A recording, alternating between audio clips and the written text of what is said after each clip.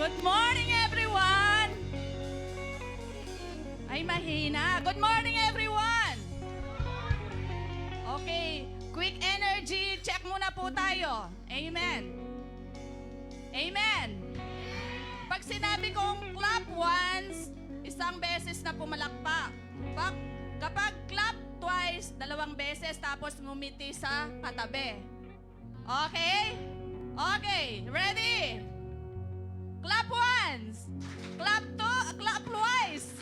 Ngumiti sa katabi. Okay. Isang beses pa. Okay. Clap once. Clap twice. Ngumiti sa katabi. Okay. Sige, palakpakan natin ang Diyos. Hallelujah. Yes. Sige, kung ano yung energy level mo, pumalakpak ka kay Lord. Amen! Ano ba yung level ng energy mo? Kung kaya mong pumalakpak, praise Him. So, papurihin ang Panginoon. Amen! Hallelujah! Sige, palakpakan ng Panginoon. And say, Jesus! Say, Jesus! Say, Jesus! Say, Jesus! Continue to say, Jesus!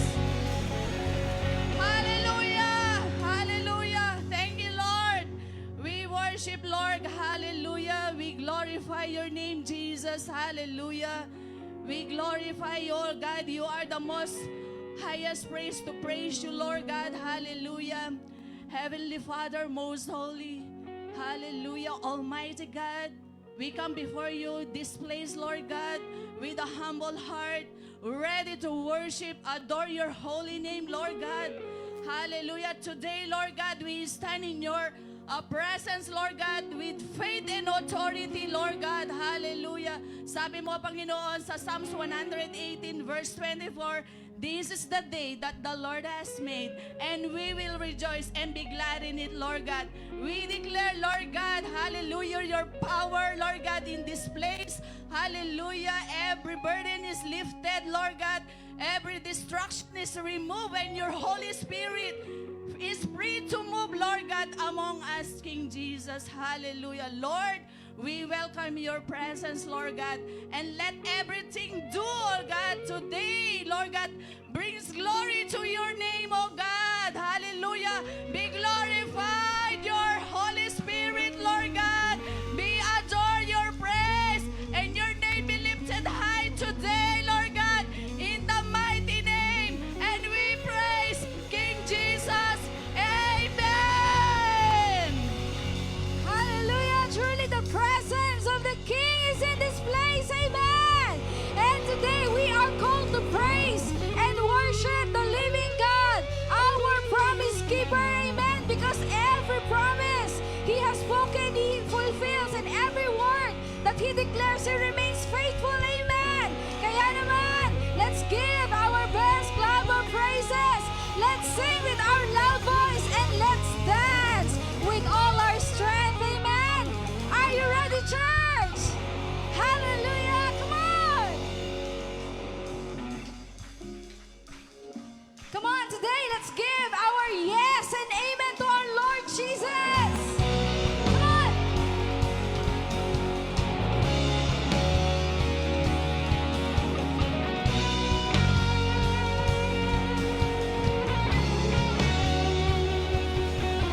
You say, as in you will receive, to seek, I will find all I need in you, my God, my promise keeper.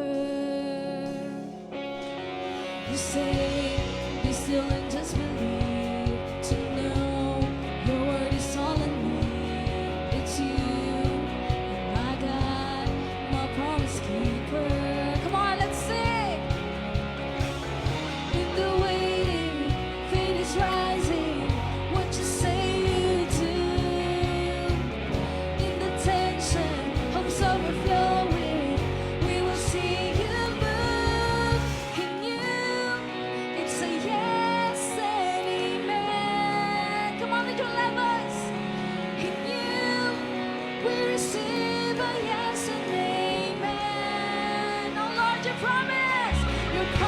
will come like the rain.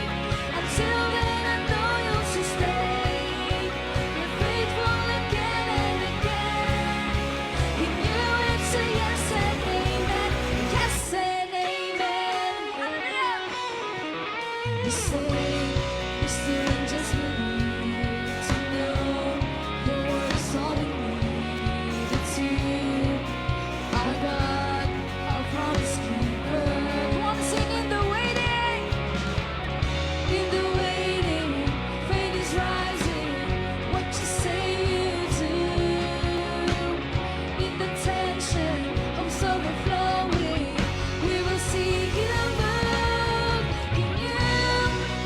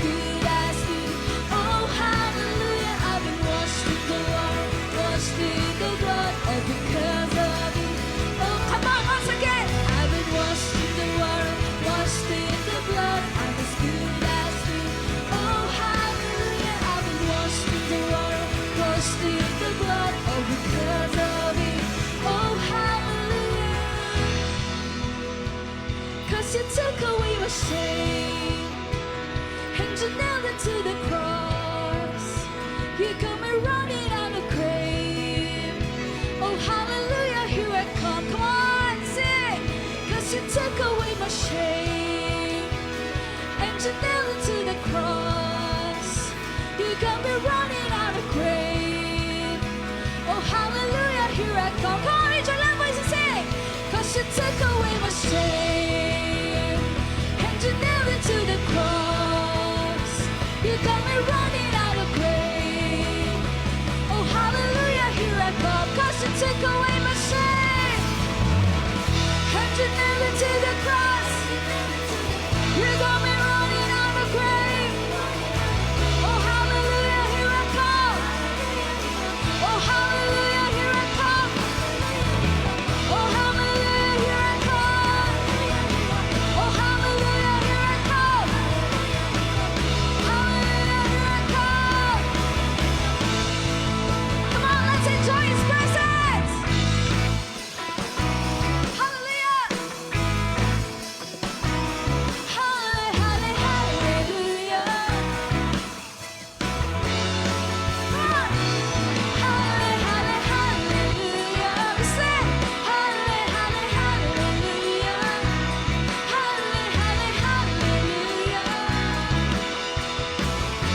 Come on, church, one more time, it says, I've been washed in the water, washed in the blood, I'm as good as new.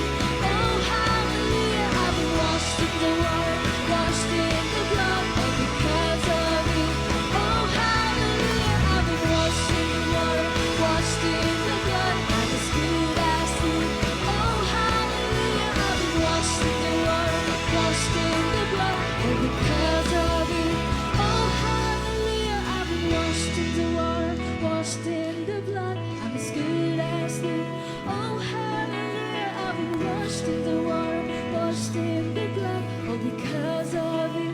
Oh, hallelujah. Hallelujah. Hallelujah, Jesus. Hallelujah to the King of Kings, to the Lord of Lords. Hallelujah.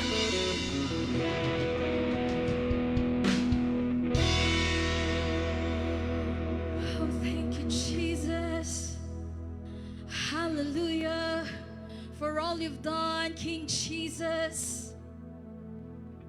Truly, it's all because of you. It's all because of Jesus. Hallelujah.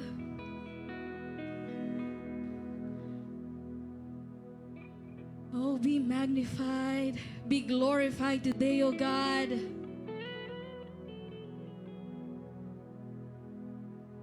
Hallelujah. We will sing, oh God, with our loud voice. We will dance with all our strength because you deserve it, oh God. Come on, church, let's lift our voice in praise, in worship. Let's lift our hands. Itaas natin yung ating mga pasasalamat sa Panginoon because He is faithful now and forever. Let's reflect the goodness of the Lord today. Hallelujah, Jesus. Tunay kang dakila. Tunay kang tapat sa buhay namin, Panginoon. Kaya nararapat kang sambahin, purihin sa spirito at katotohanan. Hallelujah. Oh, salamat, Panginoon. Sambahin ang ngalan mo.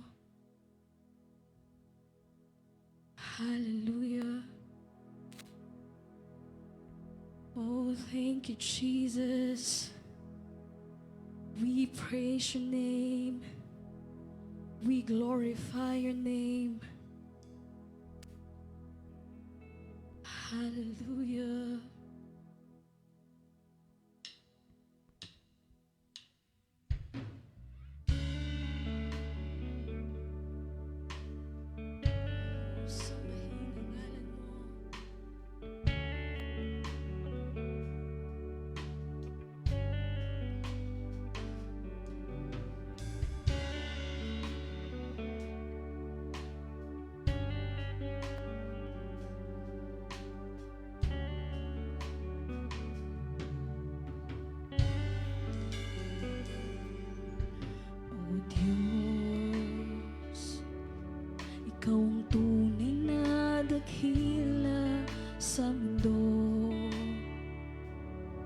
Ikaw ang haring nagmahal ng tulad ko.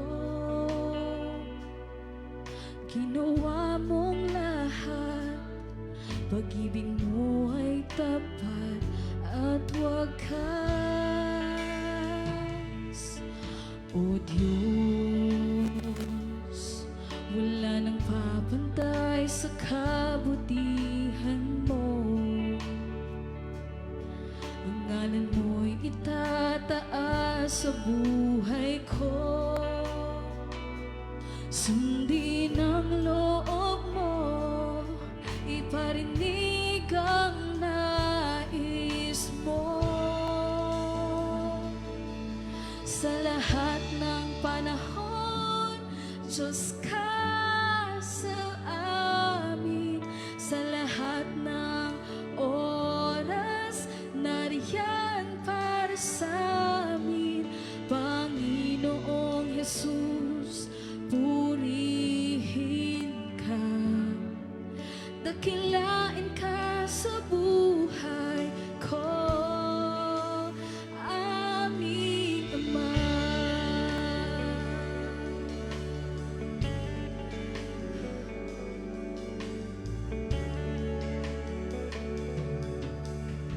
Kawan, awitan mo ang Panginoon.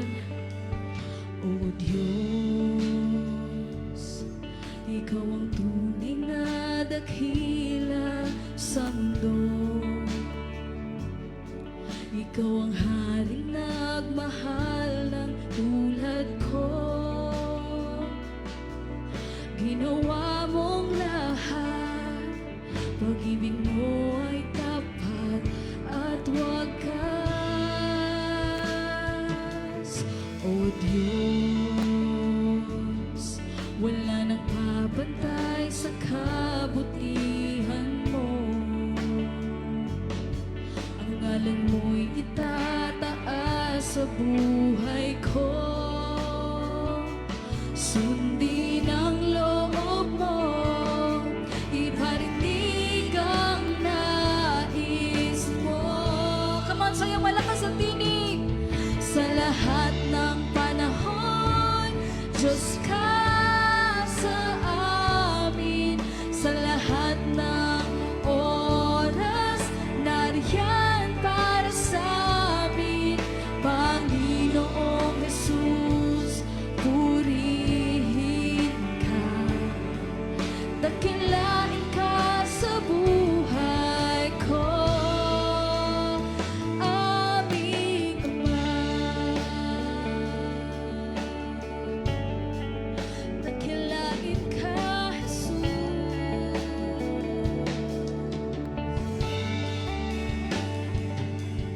O Diyos, Ikaw ang tunay na dakila sa mundo. Ikaw ang haring nagmahal, ng tulad ko. Sundin ang loob mo, iparinig ang nais mo, iparinig ang nais mo. Sa lahat ng panahon, Diyos ka sa amin. Sa lahat ng oras, nariyan para sa amin. Panginoong Jesus, purihin ka. Dakilain ka sa buhay ko. Di nagbabago, Diyos ka sa amin. Tanging sandigan, nariyan para sa amin. Panginoong Jesus, maghari ka, magliwanag ka sa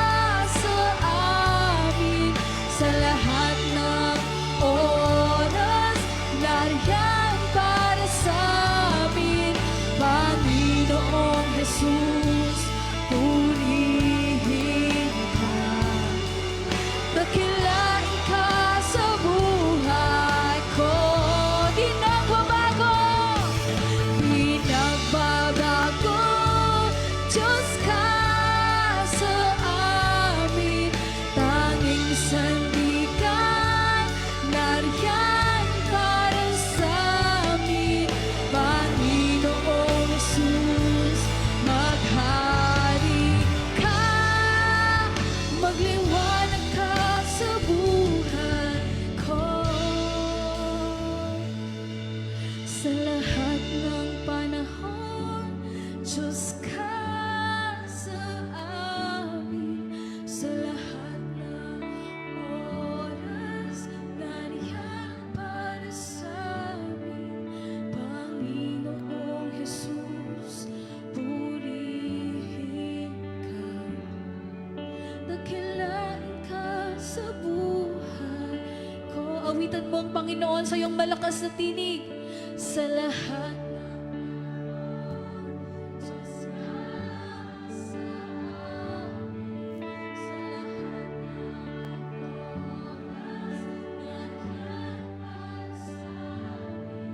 Panginoong Jesus, purihin ka.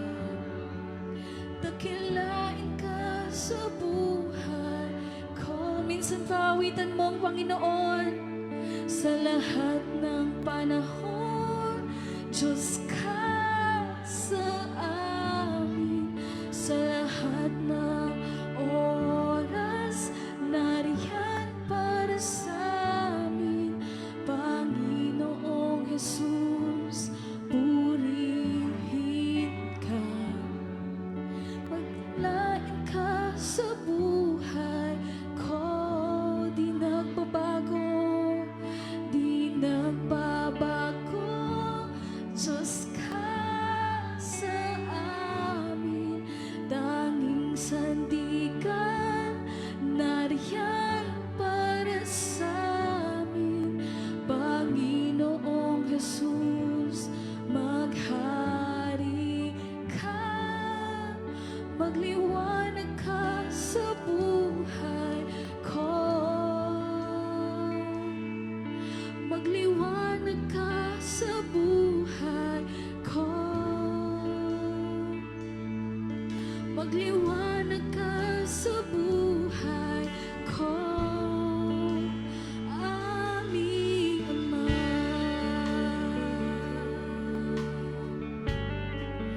Magliwanag ka, Jesus.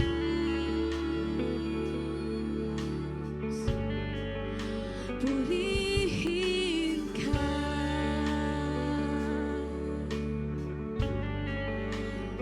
Napakabuti mo, Panginoon. Tunay nga, Lord, sa lahat ng panahon, Diyos ka sa amin. Sa lahat ng panahon, nariyan ka para sa amin. Hindi mo kami iniwan. Hindi mo kami pinabayaan, Lord. Patuloy, Panginoon. Kami, Lord, maglalagi sa iyong presensya, Panginoon. Kami mananatili, Lord, sa iyong mayaman na presensya. Kami, Lord, ay magpupuri. Kami magpapasalamat. Kami patuloy na sasamba. Hallelujah! Patuloy, Panginoon, tanggapin mo ang pinakamataas at pinakamainam na papuri at pasasalamat at pagsamba. Hallelujah!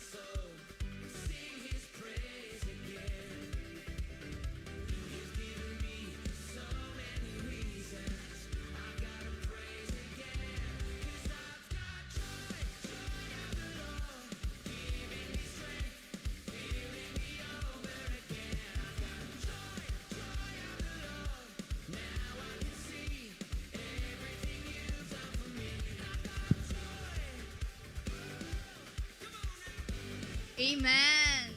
Bless na bless po ang bawat isa sa worship pa lang. Amen. Amen.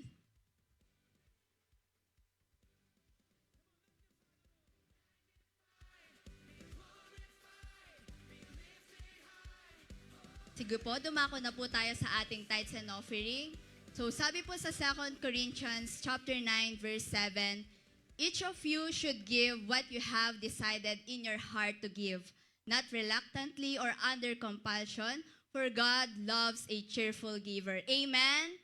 Amen. So sinabi po sa salita ni Lord na for God a cheerful giver. So it's not about the amount what we give, kundi po yung heart natin para sa Panginoon. Amen? Amen. Sige po, let us pray. Tayo po ay tumayo and iyan po natin yung ating mga ikaput handog. Yes, Lord. Hallelujah. Thank you, Jesus. Thank you, Lord. Hallelujah. Father, in the name of Jesus, O God, Lord, patuloy ka naming itinataas, Lord God, Lord, sa aming tithes and offering, O God, Lord, we glorify you, Panginoon, Lord, sa oras na ito, in the name of Jesus, O God, Lord, patuloy naming itinataas ito, Panginoon, that, Lord, patuloy na ikaw ma-please, O God, in the name of Jesus, Ama, Lord, salamat, Panginoon, Lord, sa lahat ng mga anak mo na nagkaloob, O God, sa oras na ito, Panginoon, Lord God, tinitingnan mo, Panginoon, ang aming mga puso, O Lord God, Lord, salamat, Ama, Lord, for you love a cheerful giver, Panginoon. Lord, sa oras na ito, Panginoon, Lord, patuloy naming binibless, O God, Lord, ang lahat, O God, ng nagkaloob sa inyo, Panginoon. And Lord, gamitin mo ito, Panginoon, Lord, for your kingdom expansion, Lord God, in the name of Jesus. Salamat, Ama, Lord, patuloy na ikaw mapurihan, maitaas, Panginoon, sa oras na ito, in the name of Jesus we pray. Amen and amen.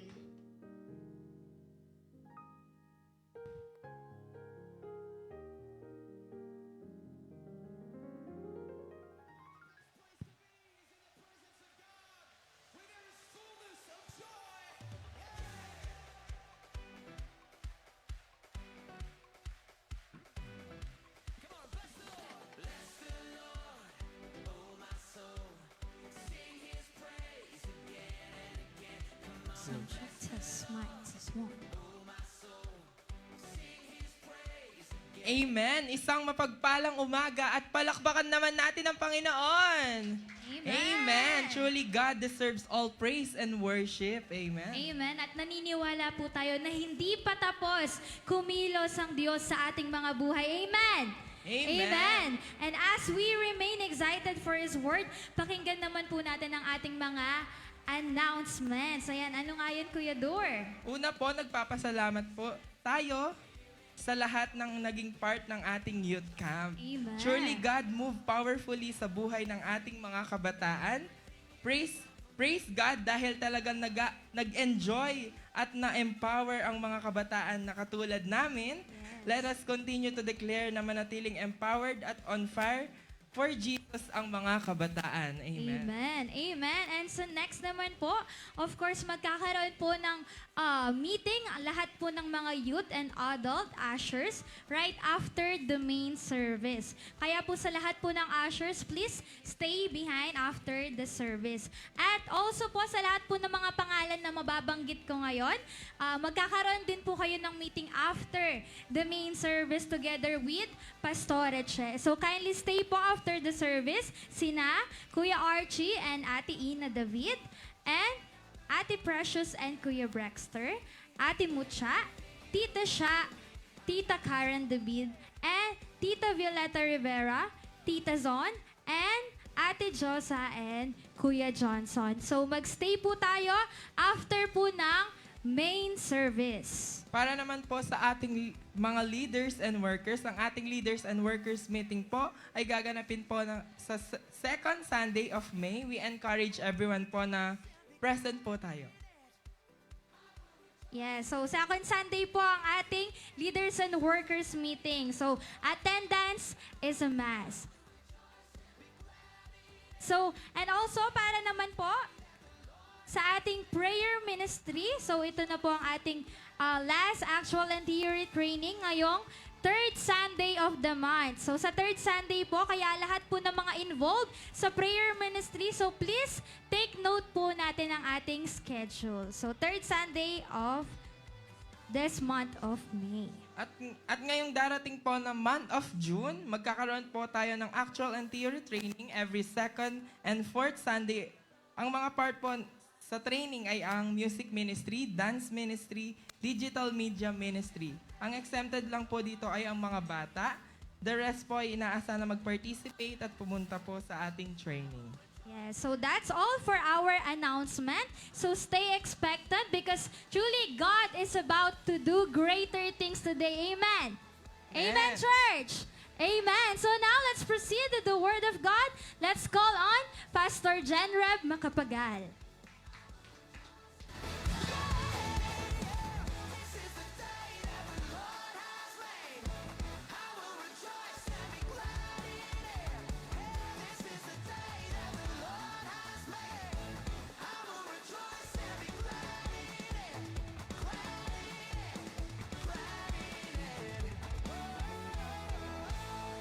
Amen. Praise God.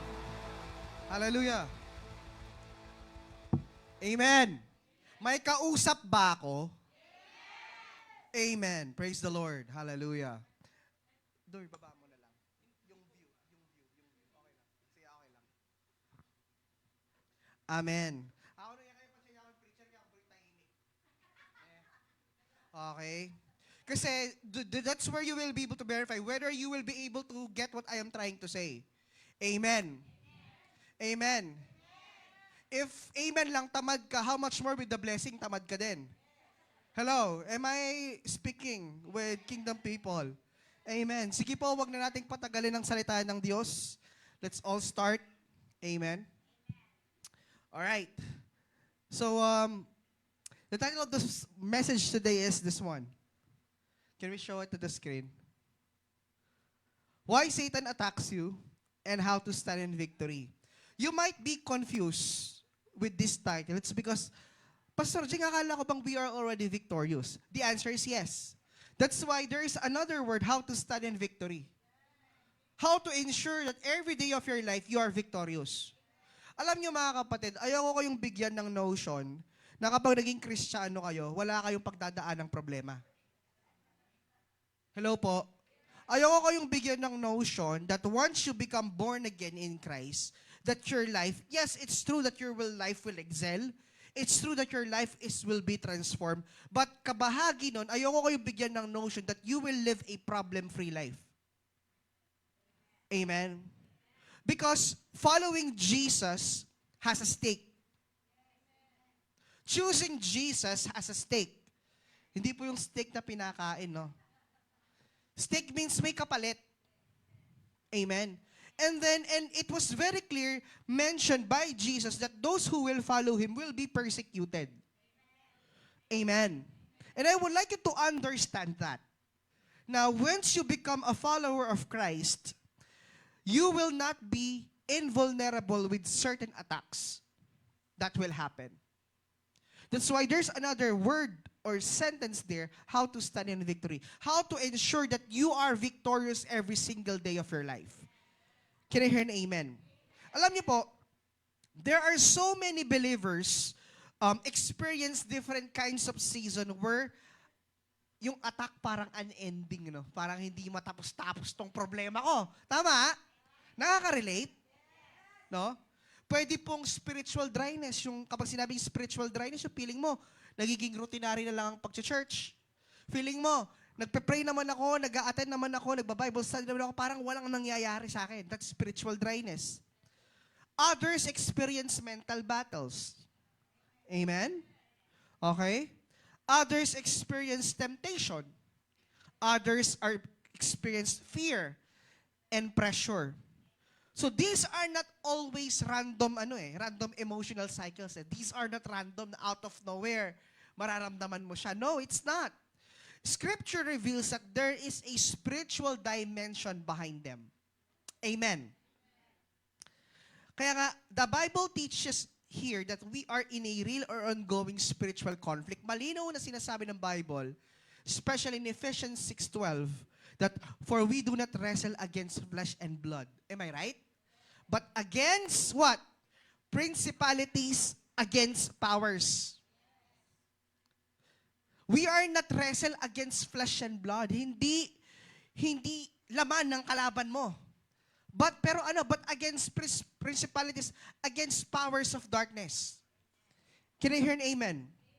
Kaya nga, anong sabi ng 1 Peter 5:8? Di-remind tayo ni Peter, be sober, be vigilant, because your adversary, the devil, walks about like a roaring lion, seeking whom he may devour.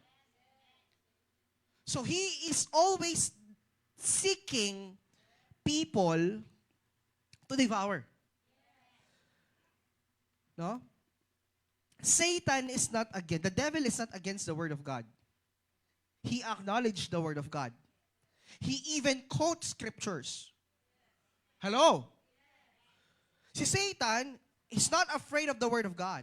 He's not against the word of God. He even quotes certain scriptures in the Bible. O baka nga mas kabisado pa ni Satanas ang Bible kaysa sa'yo. Kanino against si Satan? He's against Jesus. He doesn't want people to follow Jesus.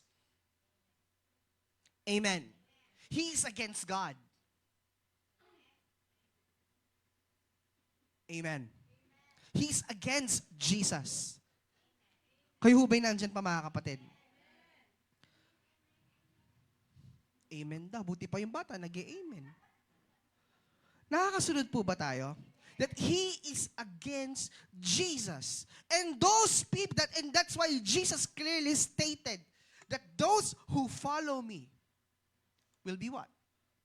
Will be persecuted. Amen po ba? Amen po ba? And the ways of the enemy for us to be attacked with, yung mga sinabi ko kanina. No? Pero, bago natin puntahan, kasi alam niyo po bakit sobrang mahalaga na malaman mo paano umaatake sa Satanas? Para alam mo paano mo iiwasan. At alam mo din paano mo mapapagtagumpayan. You already figure out this is Satan, this is not God. Kasi si Satan pwede magpanggap na opportunity. Pwede siyang magpanggap na blessing. How you will know that these things are of God and not of God. So the reason why we're going to ponder this word, so that we will know the strategies of Satan, how does he attack? Can I hear an amen? So, but before we go to that, let's first identify, saan ba nag-start yung rebellion? Amen? The origin of Satan's rebellion, before Satan ever attacked humanity, he first rebelled against God. That's why in Revelation chapter 12, verse 7 to 9, can we show that? Revelation chapter 12, verse 7 to 9. Ayan. And war broke out in heaven. Ayan. Michael and his angels fought with the dragon, and the dragon and his angels fought. Next verse. But they did not what? Prevail, nor was a place found for them in heaven any longer. That is why, so the great dragon was cast out, the serpent of old, called the devil and Satan, who deceives the whole world. He was cast to the earth, and his angels were cast out of with him. So when Satan was cast out of heaven, he went to where? He went to where? Was cast to saan? To the earth. He was cast to the earth. Amen. So, ang kasamaan po, hindi nag-originate kay Adan at Eva. Ang kasamaan po, nag-originate sa langit. Nagkaroon muna ng gera sa langit bago po nagkaasala si Adan at si Eva. Kaya nga, ano ang sabi na Isaiah 4:12, 14, 13 to 14? No? Can we show that? Isaiah. How you are fallen from heaven, O Lucifer, son of the morning. How you are cut down to the ground, and you who weaken the nations. Next. For you have said in your heart, I will ascend into heaven. I will exalt my throne above the stars of God. I will also sit on the mount of the congregation on the farthest sides of the north. I will ascend above the heights of the clouds. I will be like what? The Most High. So Satan or Lucifer, bakit wala nagpapangalan ng anak na Lucifer? Bakit, di ba? Lucifer. Lucifer means what? Son of the morning. Di ba? Bright morning star. Son of the morning. Ang ganda ng ibig sabihin ng Lucifer. Okay? But Lucifer is the translated name eh. Okay? His real name, kasi lahat po ng angels may L sa dulo. Michael, Gabriel. Right? Lahat ng mga angels po sa Bible, halos may L. Ang totoong pangalan ni Satan is what? Or Lucifer was Helel. Helel was his original name, and it was translated into English into Lucifer. Helel. That was his name. Okay? He was an angel. But, anong nangyari? There is what? I want to go above God. I want to go beyond what God sabi. I want to ascend into heaven. Di ba? Linong sinabi ni Isaiah, I want to be like the Most High. Above the heights of the clouds. No? Sinabi din sa Ezekiel 28:17, nagbigay din ng scripture si Prophet Ezekiel. Can we show that? Ezekiel 28:17. Ang sabi niya, your heart was lifted up because of your beauty. Yan. Your heart was lifted up because of your beauty. You corrupted your wisdom for the sake of your splendor. I cast you to the ground. I laid you before kings that they may gaze at you. Lucifer was the most beautiful angel ever created. Pero alam nyo, nakakalungkot ito. There's a certain portion of angels na sumama sa kanya. 1/3 of angels joined Lucifer to rebel against God. Pero ang sabi ng Bible, it did not prevail. Amen. Now, ano ba yung root cause niyan? Kung makikita natin, Lucifer was not lacking position. Di ba? May position siya. Ano yung kulang sa kanya? He was lacking what? Contentment. He didn't fall because he was weak. He fell because he wanted what was not his. So Satan's nature is rooted in rebellion against God's authority. The same spirit still operates today. Anything that pulls you away from God's authority reflects the same rebellion. What does sin means? Rebellion against God.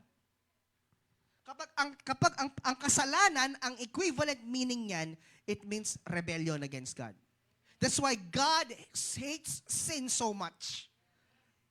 It's because it's rebellion against Him eh.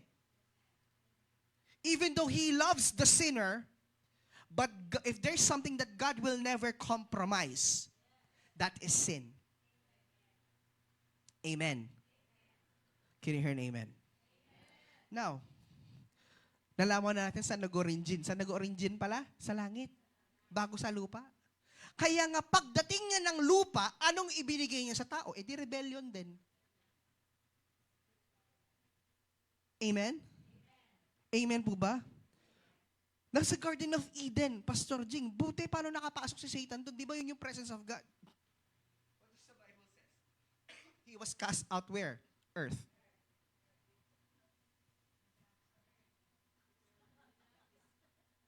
Amen.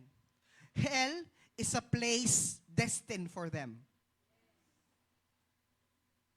But he was cast down first where? Sa earth muna. Now, question is this. Why Satan attacks humanity? Hindi naman talaga tayong kinalaman dyan, di ba? Doon sa digmaan sa langit. Kung titingnan mo yung scenario, am I right? But why Satan continue attacks humanity? Eh, in the first place, we are not involved, right? Let's look on Genesis 1:26 first. Sabi niya, let us make man in our image and let them have dominion. This is what the kingdom message says. Okay? Ganito yon. Bakit tayo inaatake ni Satan kasi ganito?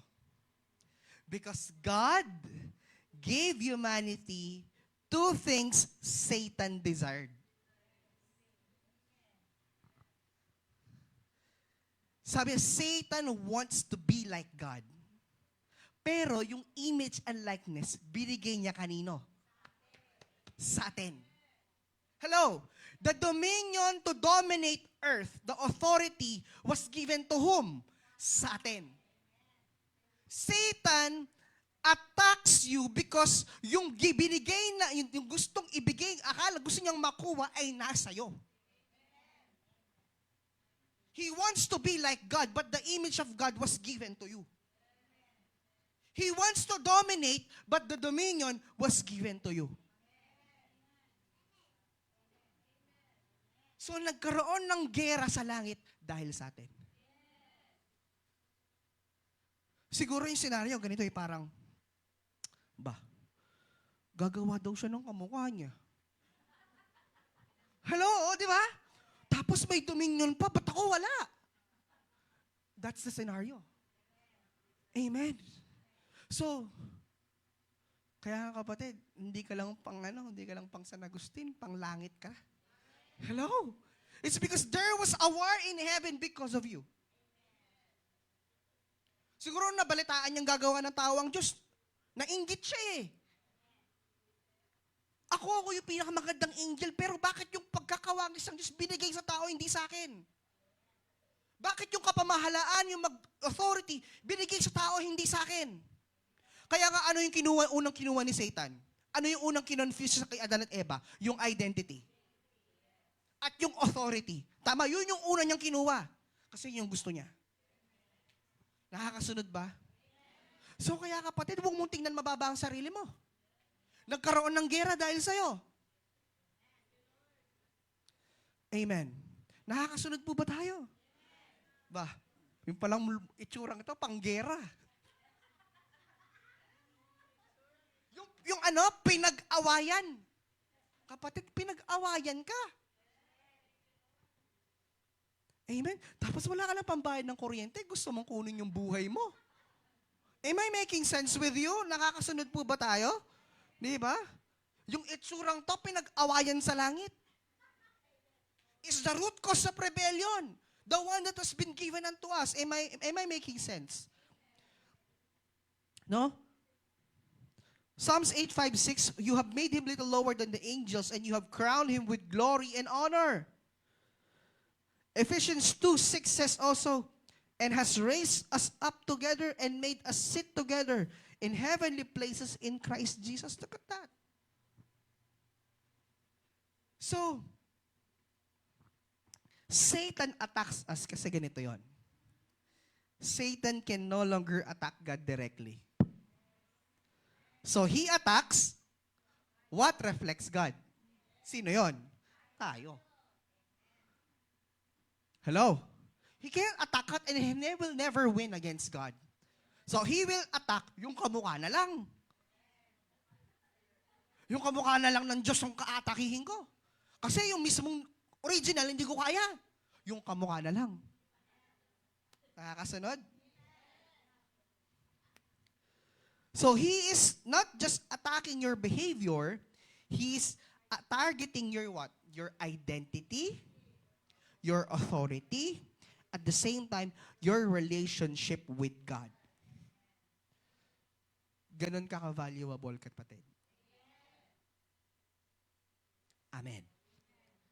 Now, you now understand why is that we are keep insisting, kaming mga pastor at mga leaders ninyo, that you are created in the image and likeness of God. Kasi yun ang gusto ni Satanas na hindi niya nakuha. Amen? The enemy attacks you because of what you carry, not because of what you lack. Inaatake ka ni Satan hindi dahil doon sa kung ano yung wala sa'yo. You have been attacked by the enemy because it is something that you carry na wala sa kanya. Hindi kanya inaatake dahil wala kang pambayad. Hello?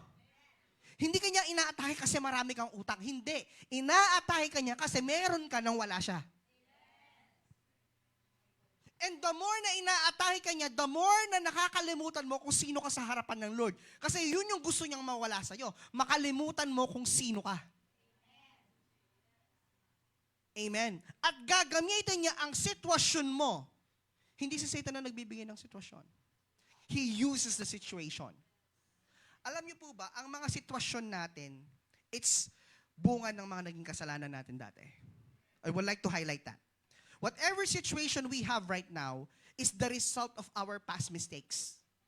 So Satan will use that mistake to what? To influence and to you, to attack you so that you will forget who you are. Amen. Kaya nga, huwag kayong papalin lang kapag inaatake ka ng sitwasyon. Pati kang buri ka ako ni. Pero di ko, pag Satan ay kaibigan, kaya kanino ko, I know that I am a child of God. Hindi ko bibigay sa'yo to. Akin to. Can I hear an amen? Can I hear an amen? That's why, yung part 2 ng how to stand in victory, we are already victorious in Christ. Amen. Don't give up what has been given unto you. Nakakasunod po ba tayo, mga kapatid? And the enemy's primary strategy to attack you is what? Deception. Deception. You will be deceived. Lolokohin ka niya. Kaya nga, anong sabi ni John 8:4? Jesus said he is a liar and the father of it. He is the father of deception. So the greatest weapon that Satan is always using to attack humanity, madali lang, deception. He will give you certain situations that you will be deceived. At lahat po yun, pawang mga kasinungalingan. That he was the father of deception. Nakakasunod po ba tayo, mga kapatid? From the very beginning, this has been his strategy. Tama? Deception. Sa Garden of Eden, Genesis 3. Tama po ba? He questioned God's word. Has God indeed, sinabi ba talaga ng Diyos na bawal kainin yan? Di ba? Yun ang sabi niya. Di ba? Oh, he distorted the truth. Sabi niya, you will be like God pag kinain mo yan. O yung dalawa naman, naniwala. Pero kung babalikan mo yung 1:26, they had been created already in the image and likeness of God. Kung marunong lang mag-rebat tong mga to, sabihin nila yung ahas na, hindi, kawangos ko na si Lord, ba't ko pa kailangan gawin yan? Kasi hindi, talaga?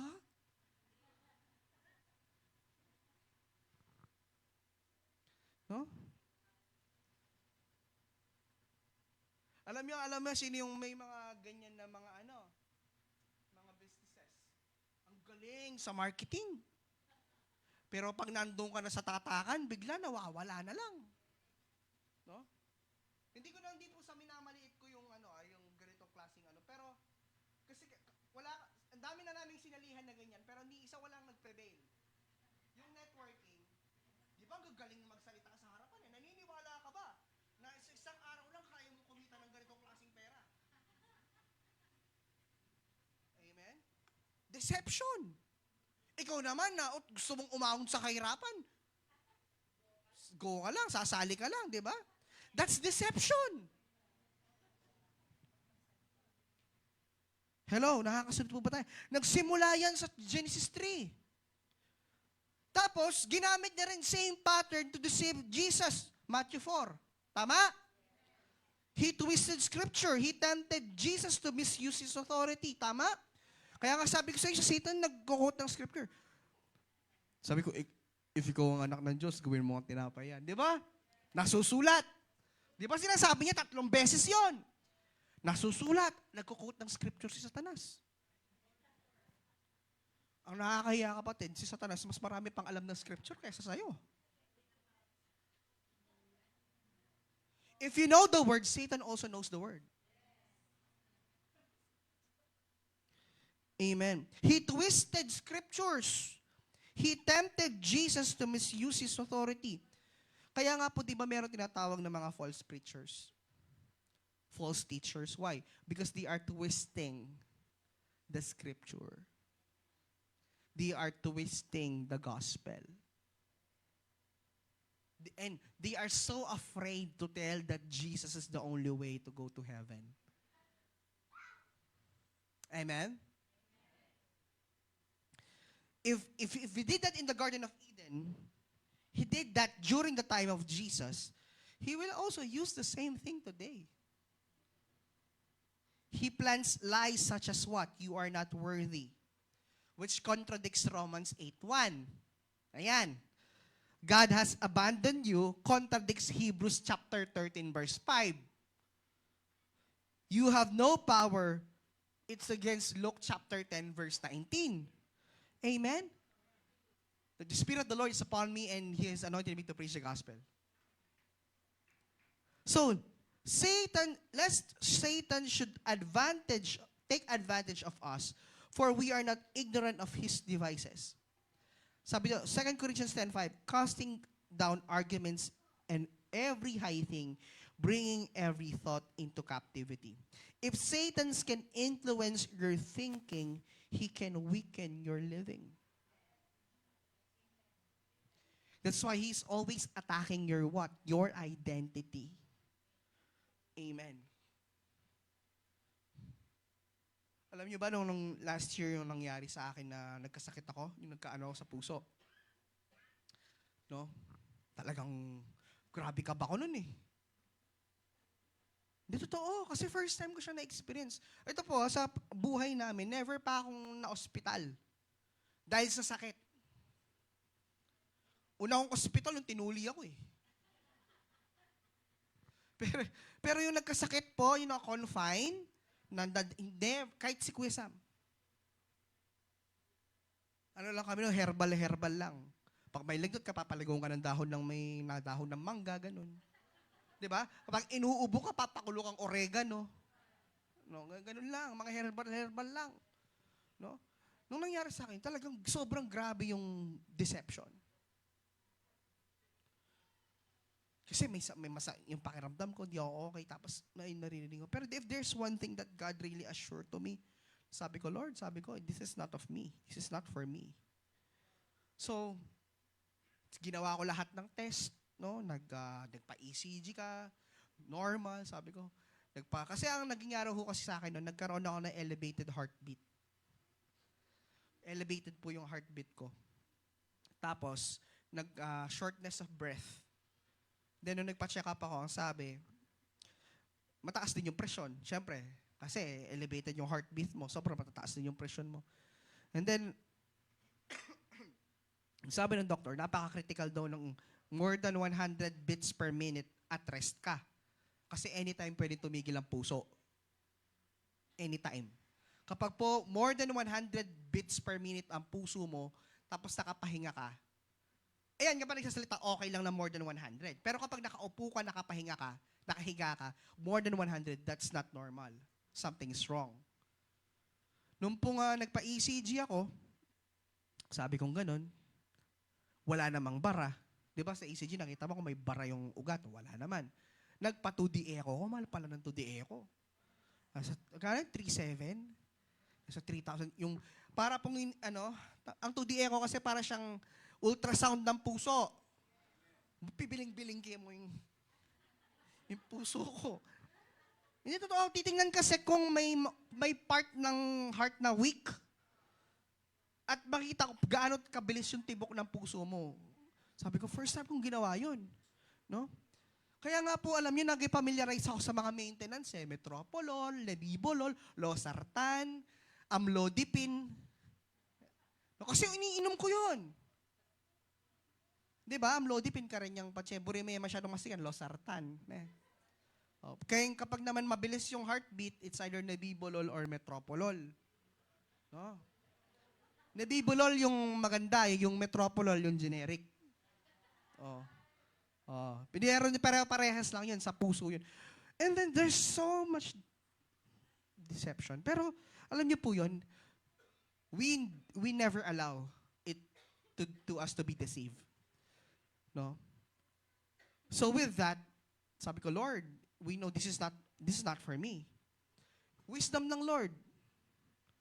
So kaya nga sabi kong gano'n, pagpasok ng 2026, after that, I started to do something. Amen.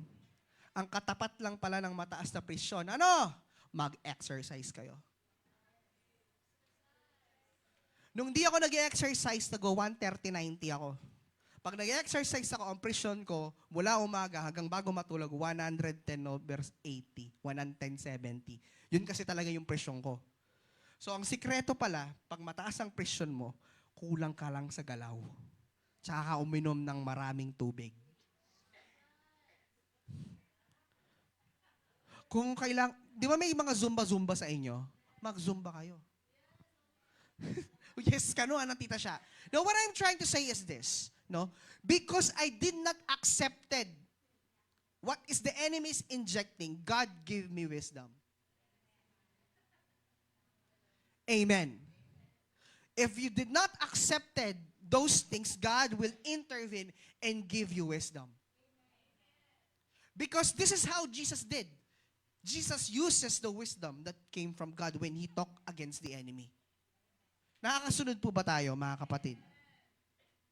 So, if Satan can influence your thinking, he can weaken your living. Kasi kapag, hala, talagang may ano na ako, restricted na yung galaw mo. Hindi ka na makakatulog.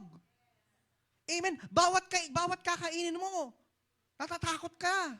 Ayaw mong mabilad. Di ba?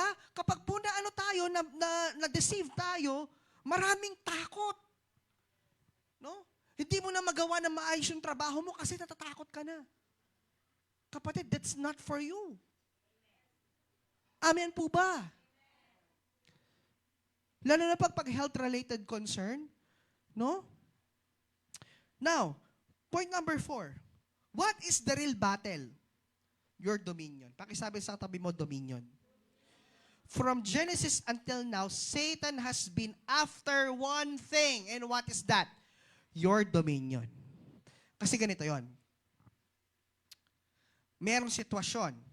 Siyempre, hindi maayos ang kain mo nung araw no? So, nagbunga ngayon yan. Kasi ikaw gumawa niyan, di ba? Yung sitwasyon. Pinyamalta mo king murkon, pinyalta mo king, di ba? Yun, lahat ng nagsitaasan with high honors ka ngayon kapag magpapa-blood chem ka. Okay? Ngayon, ito yung sitwasyon. Mataas ngayon yan. Satan will, hala, may sakit ka. Mataas ang presyon mo, mataas ang FBS mo, mataas ang creatinine mo. Mataas ang SGPT, mataas ang uric acid, mataas ang cholesterol. Yun yung i-inject sa may sakit ka. Yun yung deception Eto, dito tayo bumabagsak. Dominion. Ay, wapin may sakit nga ako. Boom!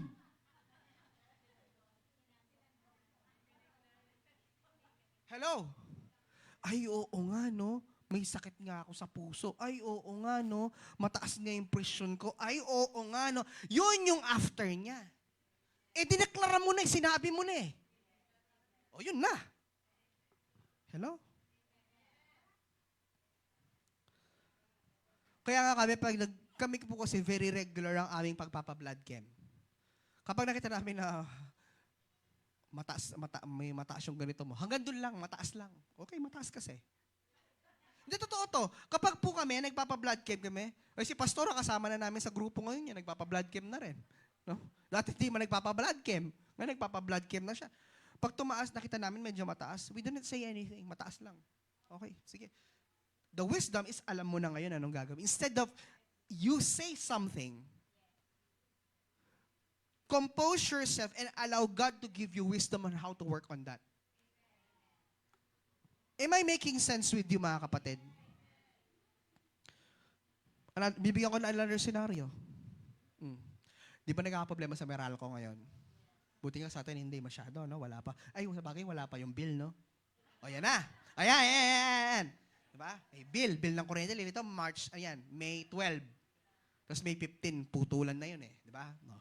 Mga May 9 or May 11, lilitaw na yung bill natin. Andiyan na. Bibigyan ko ng scenario. The scenario is this. Wala ka pang pambayad. Satan will interject. Haro. Wala kang pambayad ng kuryente. Mapuputulan yan kayo. Hello?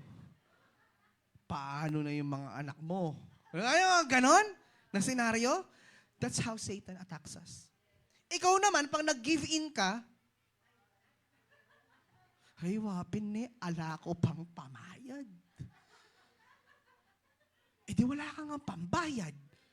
Kasi nag-give in ka Amen. Kaya nga po, di ba, if naalala yung deklarasyon natin, tumaas ang gas pero hindi tayo affected. Yung ngayon, bumaba na eh. Di ba? Meron ba affected ba kayo? Ha? Bumili lang ako ng e-bike pero di ako affected.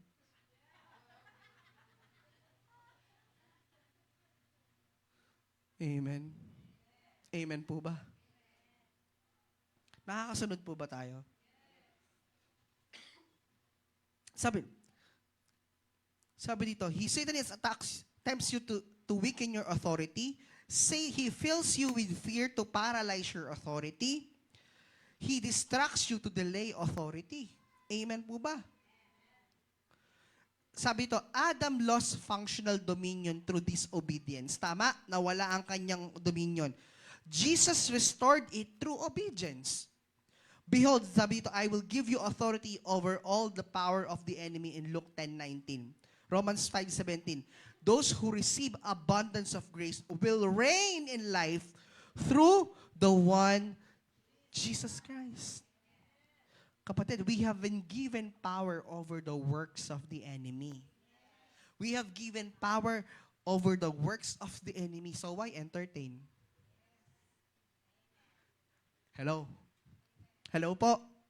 So if we've given powers against the works of the enemy, then why entertain? This is what I have learned over the years.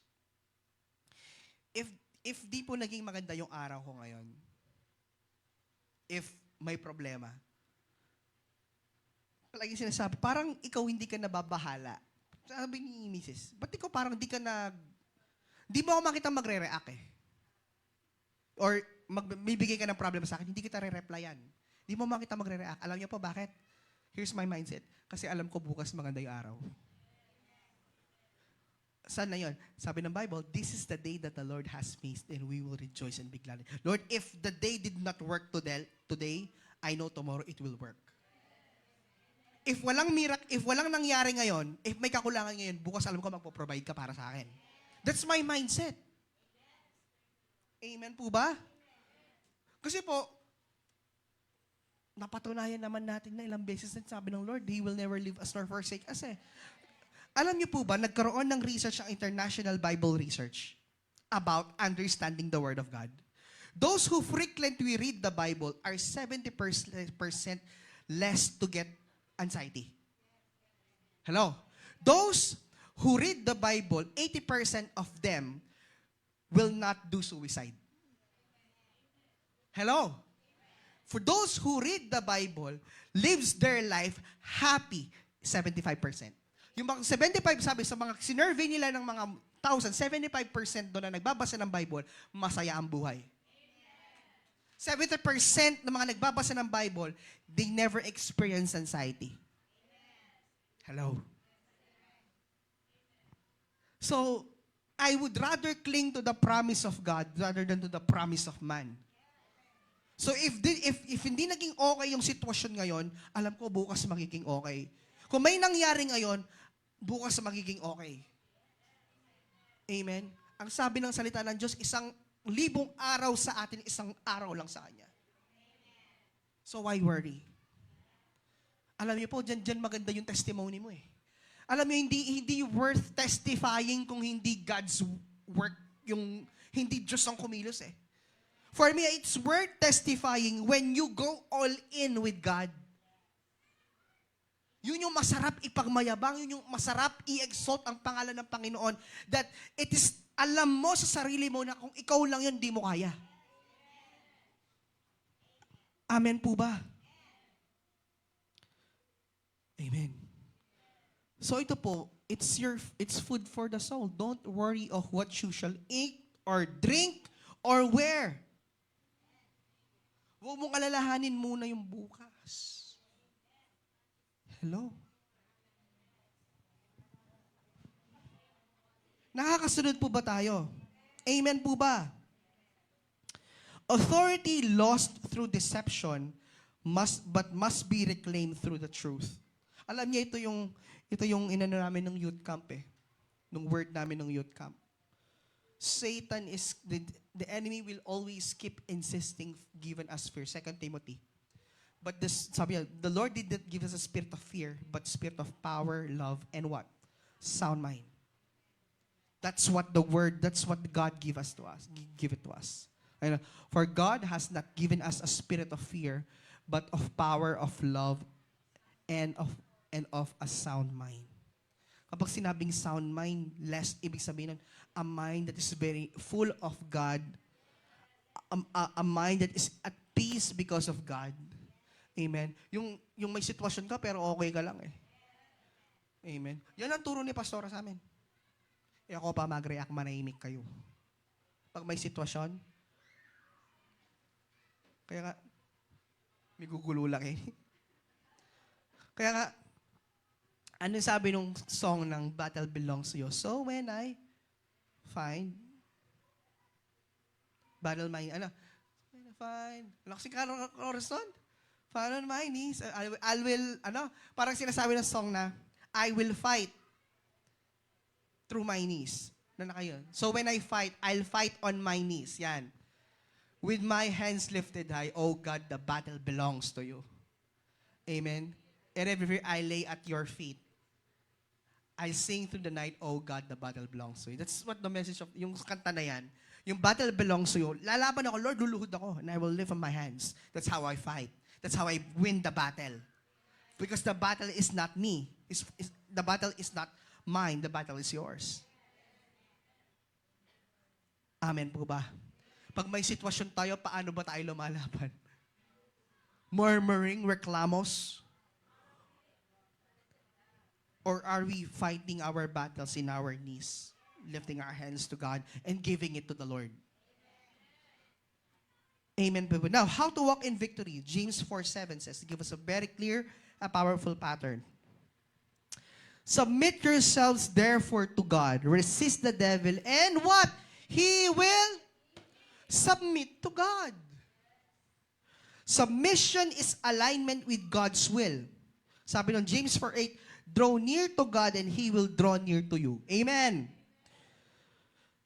It's also mentioned in John 15:5, if you abide in me, you will bear what? Much fruit. Submission is not your weakness. It is the source of authority. When you submit to God, it doesn't mean that you are weak. It is because when you submit to God, it means that God is the source of your authority. Amen po ba? Submit to God. There's a situation, submit to God. Major decision in life, submit it to God. Amen po ba? Alam niyo ba, even the usage of your blessing, submit it to God. Amen? Even your finances, submit it to God so that you will be given wisdom on how to operate your finances. Hindi po pwedeng tirang bahala. Amen? When we talk about finances, when we talk about blessing, God wants you to enjoy the finances. God wants you to enjoy the blessing. And how you'll be able to enjoy that? If you know how to use them. Am I making sense po ba? Number 2, anong sabi? Resist the devil. Resistance is active, not passive. 1 Peter 5:9. Who resists steadfast in the faith. Sabi dito, Ephesians 6:30, take up the whole armor of God that you may be able to withstand what? No? The works of the enemy. You resist through who? Through how? How do you resist the devil? Through Word of God. Through faith. Through obedience and through